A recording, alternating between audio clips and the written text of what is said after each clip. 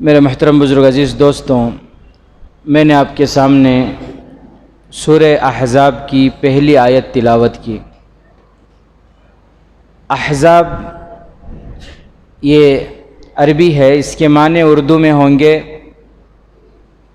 پارٹیاں، گروپس۔ حزبن کے معنی آتے ہیں پارٹی، حزبن کے معنی جماعت۔ ایک گروپ ہے تو اس کے لیے حزبن کہیں گے، حزبن۔ احزاب کے معنی کئی پارٹیاں، احزاب کے معنی کئی جماعتیں، احزاب کے معنی کئی گروپ۔ تو یہ سورہ ہے سورۃ الاحزاب۔ اس سورہ کے اندر اللہ تبارک و تعالی غزوہ خندق کی طرف اشارہ فرما رہے ہیں۔ غزوہ خندق آپ جانتے ہیں، جب کفار کو، مشرکین مکہ کو غزوہ احد میں ہار کا سامنا کرنا پڑا، پھر غزوہ بدر میں برابری کا معاملہ ہو گیا، تو اس کے بعد کیا ہوا، مدینے میں بہت سے منافقین بھی رہتے تھے اور یہودی بھی رہتے تھے، جو ظاہراً مسلمانوں کے ہمدرد ہوتے تھے ظاہر میں تو، لیکن دلوں میں ان کی نفرت تھی، ان کے دلوں میں دشمنی تھی، حسد۔ انہی میں سے حوی بن اخطب ہے اور کعب بن اشرف۔ ان دونوں نے کیا کیا، ان دونوں نے مدینے سے مکے کا سفر کیا، مکے کو گئے اور مکے کو جا کر وہاں کے سارے سرداروں کو جمع کر ان سے یہ کہنے لگے کہ بھائی آپ لوگ یہ کام کرو، آزو بازو جتنے علاقے ہیں عرب کے، جتنے قبیلے ہیں، سارے قبیلوں کے سرداروں کو جمع کرو۔ اور پھر انہوں نے مشورہ کیا اور مشورے سے یہ کہا، مشورے میں یہ مدینے کے جو یہودی گئے ہوئے تھے انہوں نے کہا کہ سارے قبائل کے لوگوں کو جمع کرو اور سب مل کر ایک بڑی فوج بناؤ، اور بڑی فوج بنا کر پھر جو ہے تم لوگ مدینے پر مسلمانوں پر حملہ کرو۔ تم باہر سے حملہ کرو، ہم اندر سے تیار رہیں گے، ہم اندر سے حملہ کریں گے۔ جب دونوں طرف سے حملہ ہوگا تو مسلمان اس کی تاب نہیں لا سکتے، مسلمان ڈیفنس نہیں کر سکتے، مقابلہ نہیں کر سکتے، اور پھر اس طرح جب حملہ ہوگا تم باہر سے آؤ گے اور ہم اندر سے بغاوت کریں گے، اندر سے ان کو ختم کریں گے، تو ان کا نام و نشان ہی دنیا سے ختم ہو جائے گا۔ جب انہوں نے یہ رائے دی، یہ مشورہ دیا، تو عرب والوں کو بہت پسند آیا، یہ تو بہت اچھی رائے ہے۔ تو انہوں نے جمانا شروع کیا قبائل والوں کو، جتنے قبیلے تھے سارے قبیلوں کے سرداروں کو، وہاں کے نوجوانوں کو، سب کو جمانا شروع کیا، اور پھر ایک بڑی فوج تیار کر لی انہوں نے۔ لکھا ہے کتابوں میں تقریباً 18,000 ایک روایت کے مطابق، اور ایک روایت کے مطابق 20,000 کا ایک لشکر انہوں نے تیار کر لیا، 20,000 کا اس وقت۔ اور پھر اس بڑی لشکر، ابو سفیان وہ پورے لشکر کا سردار، کمانڈر ان چیف جو ہے کون، ابو سفیان، ان کی کمانڈری میں، ان کی قیادت میں، ان کی امارت میں وہ 20,000 کی لشکر مکے سے مدینے کی طرف روانہ ہو۔ تو جب یہ لوگ تیار ہو رہے تھے، اسی وقت اللہ تبارک و تعالی نے پیارے آقا حضرت محمد مصطفیٰ صلی اللہ علیہ وسلم کو وحی کے ذریعے اطلاع دے دی کہ مدینے پر ایک بڑا حملہ ہونے والا ہے۔ تو جیسے ہی اللہ کی طرف سے یہ اطلاع ملی، اللہ کے نبی صلی اللہ علیہ وسلم صحابہ کو لے کر بیٹھے، مشورہ کیے کہ بھئی اس طرح حملہ ہونے والا ہے، تو کیسے ان کا مقابلہ کیا جائے، کیسے ان کا مقابلہ کیا جائے، مدینے میں رہ کر مقابلہ کریں گے یا مدینے سے باہر، اس بارے میں آپ رائے دو۔ تو صحابہ رائے دینے لگے، سب نے اپنی اپنی رائے دی۔ صحابہ میں ایک صحابی تھے جو بہت لمبی عمر کے، جن کی عمر میں نے آپ کو بتائی تھی، حضرت سلمان فارسی رضی اللہ تعالیٰ عنہ۔ حضرت سلمان فارسی رضی اللہ تعالیٰ عنہ فارس کے رہنے والے تھے۔ انہوں نے ایک رائے دی کہ اللہ کے نبی دیکھیے، وہ لوگ پوری جماعتوں کو یونائٹڈ جو ہے وہ پوری جماعتوں کو ملا کر متحدہ محاذ پر ایک جماعت بنا کر، ایک لشکر بنا کر آ رہے ہیں تو ہم ان کا مقابلہ نہیں کر سکتے۔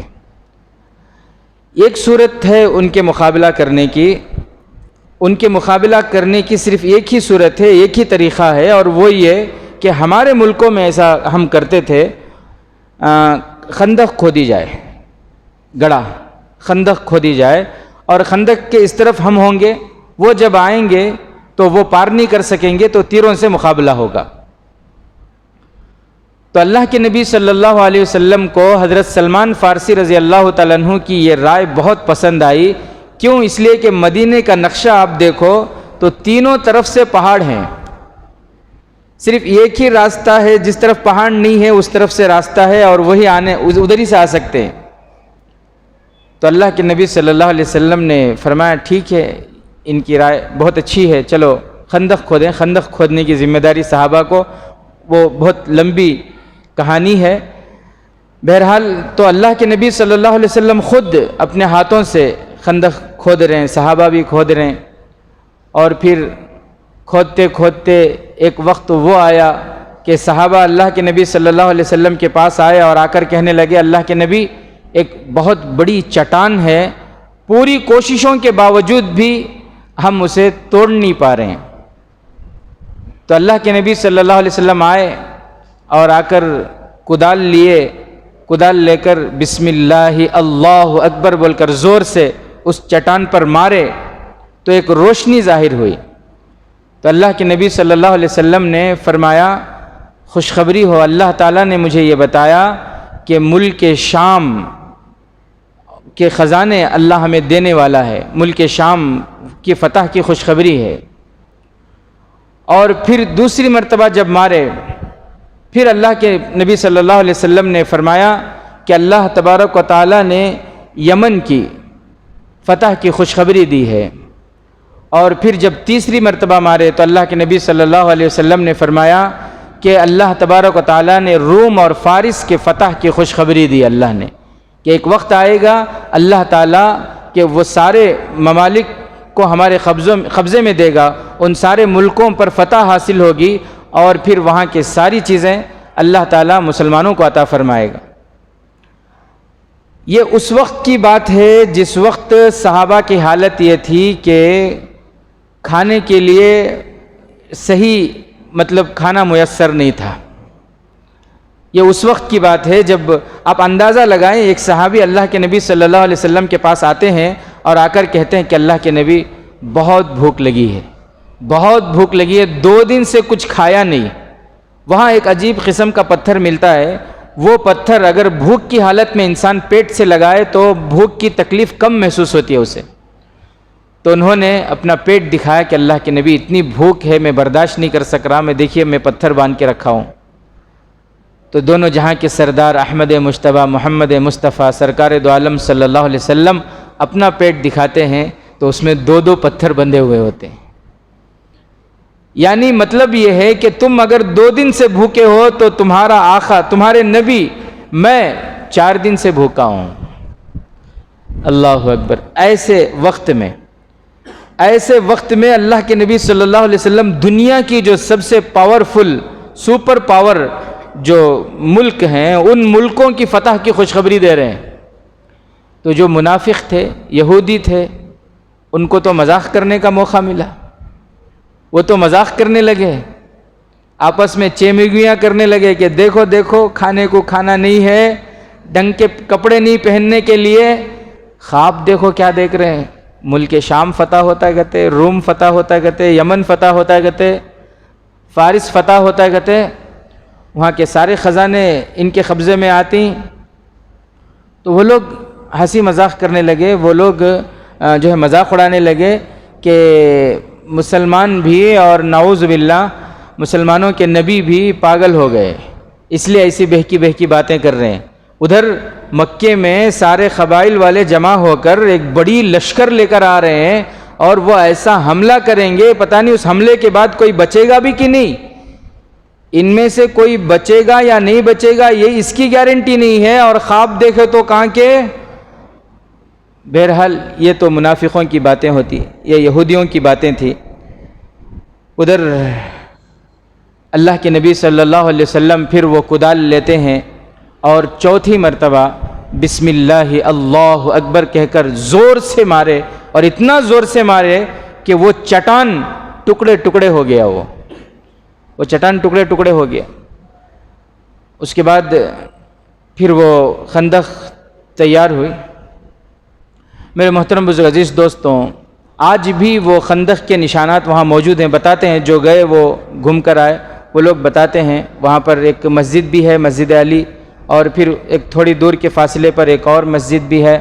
بہرحال وہ سارے نشانات آج بھی وہاں پر موجود ہیں۔ اور اللہ کے نبی صلی اللہ علیہ وسلم کے دنیا سے پردہ فرمانے کے کچھ ہی دنوں کے بعد وہ سارے ممالک، جن ممالک کی اللہ کے نبی صلی اللہ علیہ وسلم نے بشارتیں دی تھی، وہ سارے ممالک پر مسلمانوں کا قبضہ ہوا۔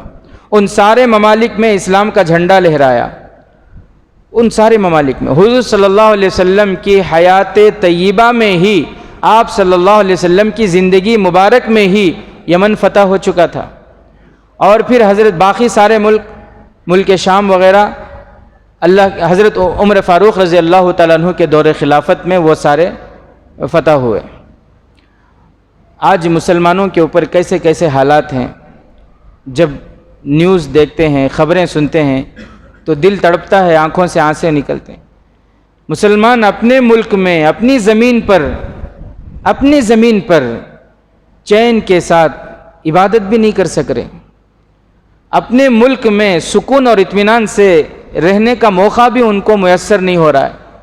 یہود و نصارہ کے ظلم، یہودیوں کے ان کا ظلم اتنا بڑھ رہا ہے کہ آج مسلمانوں کا خون پانی کی طرح بہہ رہا ہے۔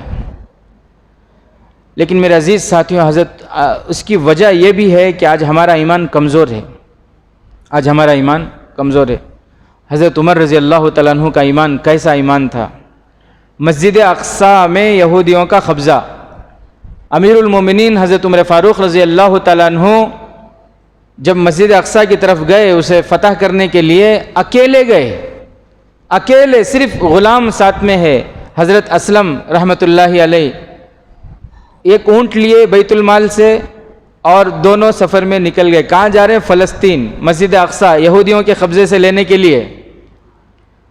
اور راستے میں کبھی یہ سوار ہوتے، کبھی وہ سوار ہوتے، اونٹ ایک ہی ہے نا، دونوں ایک ساتھ سوار ہوں گے، اونٹ کو تکلیف ہوگی، تو اس لیے مشورہ یہ ہوا، طے یہ کر لیے کہ کبھی امیر المومنین سوار ہوں گے تو اسلم جو خادم ہے، نوکر ہیں، وہ پیدل چلیں گے، اور کبھی اسلم سوار ہوں گے تو امیر المومنین پیدل چلیں گے۔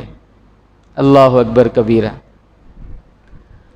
اور جب فلسطین کے قریب پہنچے، فلسطین میں مسجد اقصیٰ میں جو یہودی تھے، ان کو جب معلوم ہوا کہ امیر المومنین آ رہے ہیں تو ہزاروں کی تعداد میں وہ باہر آ گئے دیکھنے کے لیے ایک جھلک کہ پوری دنیا کے بادشاہ، جن کا نام روشن ہے، پوری دنیا کے بادشاہ ہیں، مسلمانوں کے بادشاہ ہیں، وہ آ رہے ہیں، کتنی شان و شوکت کے ساتھ آ رہے ہوں گے۔ ان کے خیالوں میں یہ تھا، وہ یہ سوچ رہے تھے کہ گھوڑوں کی فوج ہوگی، ان کے سامنے گھوڑوں کی فوج ہوگی، پیچھے اونٹوں کی فوج ہوگی، پھر اونٹوں کی فوج کے بعد پیدل فوج ہوگی، ایسے شان و شوکت کے ساتھ وہ آ رہے ہوں گے، یہ وہ سوچ رہے تھے، اور جمع ہو گئے دیکھنے کے لیے کہ ایک جھلک ہم بھی دیکھیں۔ لیکن ان کی آنکھیں پھٹی کی پھٹی رہ گئیں جب انہوں نے دیکھا کہ صرف 2 آدمی ہیں، اور پھر جب انہوں نے یہ دیکھا کہ جو امیر المومنین ہیں وہ پیدل ہیں، اور جو غلام ہے، نوکر ہے، وہ اونٹ پر سوار ہے۔ ایسی عاجزی، ایسا چھوٹا پن، ایسا تواضع، اللہ اکبر کبیرہ۔ آج ہمارا کیا حال ہے؟ آج چھوٹا موٹا معمولی کون سے تو بھی عہدے پر رہا تو انہیں چلا تو بھی اس کے آگے پیچھے اس کے چیلے رہنا، اس کے بغیر نہیں چلتا انہیں۔ آج ہمارا یہ حال ہے، 5-6 جنے رہنا آگے پیچھے،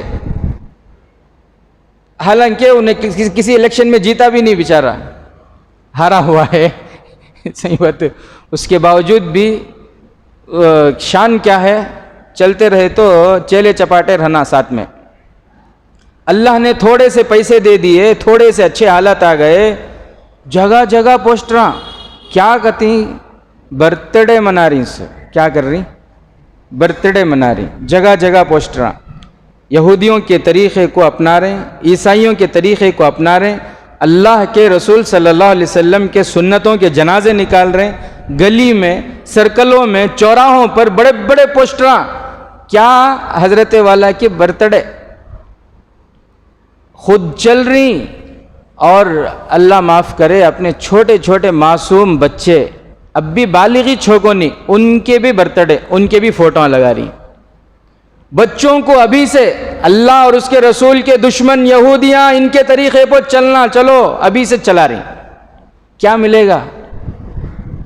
نہیں، کیا ملتا ہے ایسا؟ کون سی عزت مل جاتی ہے؟ بولو، ہمیں بھی کریں گے ادھر، اختر بھی بولو، کیا تمہیں عزت مل رہی ہے؟ کیا کریں گے؟ میرے بھی فوٹو لگا ہوتے ہیں مسجد کے باہر، عزت مل رہی ہے کون سی؟ تو بھی کیا بھی نہیں، نبی کے دل کو دکھا کو کیا عزت؟ وہ کون سی عزت؟ وہ اس کے صدقے میں سب کچھ ملا ہے، اس کے صدقے میں ایمان ملا، اس کے صدقے میں ساری عزتیں ملی، کل قیامت کے دن اگر ہمارا بیڑا پار ہوگا تو اس نبی کے صدقے میں ہی پار ہوگا، اس نبی کو، اس نبی کے طریقے کو چھوڑ کر یہودیوں کے طریقے کو اپنا رہے ہیں، یہودیوں کے طریقوں کو برتھ ڈے منا رہے ہیں، کیا ملے گا میرے عزیز ساتھیوں؟ اس لیے ارادہ کریں، یہ سب نہیں کریں گے انشاءاللہ۔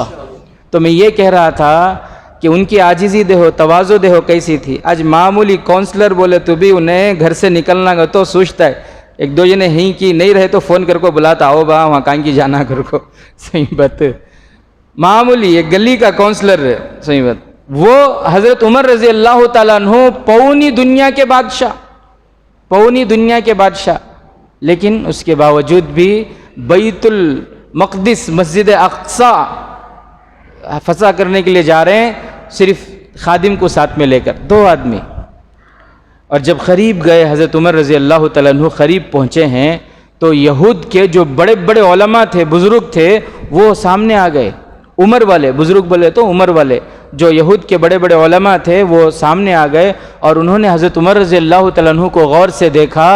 حضرت عمر رضی اللہ تعالیٰ عنہ کے کپڑے میں 12 پیون لگے ہوئے تھے، 12 پیون، آج استری کے بغیر ہم نہیں پہنتے، 12 پیون لگے ہوئے تھے، اور پھر انہوں نے یہ کہا کہ ہمارے کتابوں میں یہ بشارت ہمیں پہلے سے دی گئی ہے کہ جو مسجد اقصی کو فتح کرنے کے لیے آئے گا محمد صلی اللہ علیہ وسلم کا وہ غلام ہوگا، اور تلوار تیر کے بغیر وہ فتح کرے گا، تلوار اور تیر کے بغیر وہ فتح کرے گا۔ وہ بشارت مکمل ہوئی، ہم مسجد اقصی آپ کے قبضے میں دیتے ہیں۔ انہوں نے جو اگریمنٹ تھی وہ اگریمنٹ وہ سائن کروایا، حضرت عمر رضی اللہ تعالیٰ عنہ اس پر دستخط کیے، آج بھی وہ حضرت عمر رضی اللہ تعالیٰ عنہ کا دستخط کیا ہوا وہ خط انہوں نے محفوظ سے رکھا ہوا ہے، حفاظت سے میوزیم میں رکھا ہوا ہے۔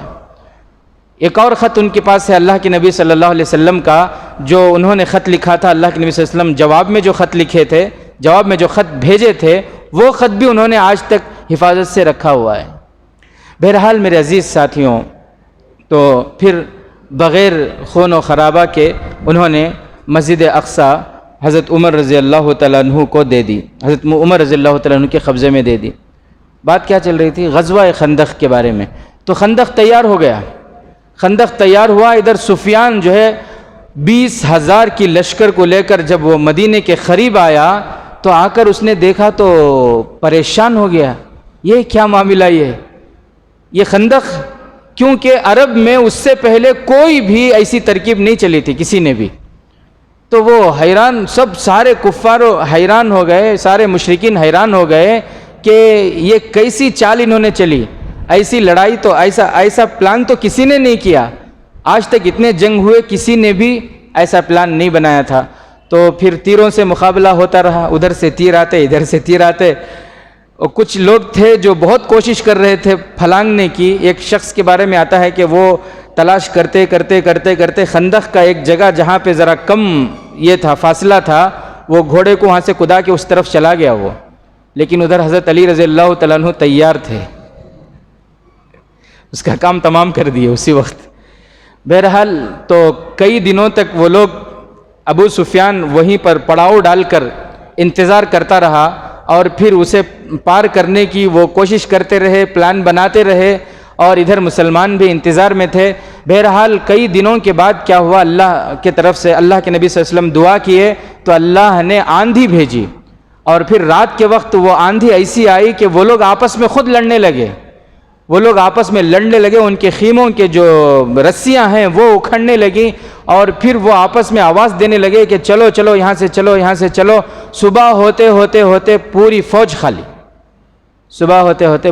خالی۔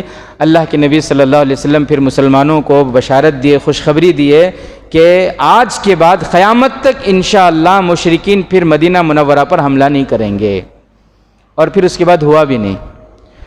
تو میرے محترم بزرگ دوستوں، سورہ احزاب میں اللہ تعالیٰ نے غزوہ خندق کی طرف اشارہ فرمایا، اور غزوہ خندق کی ایک چھوٹی سی جھلک میں نے آپ کے سامنے رکھی۔ اللہ سے دعا ہے کہ اللہ تبارک و تعالیٰ پورے عالم میں مسلمانوں کو عزت اور سرخروئی کے ساتھ زندگی گزارنے کی توفیق نصیب فرمائے۔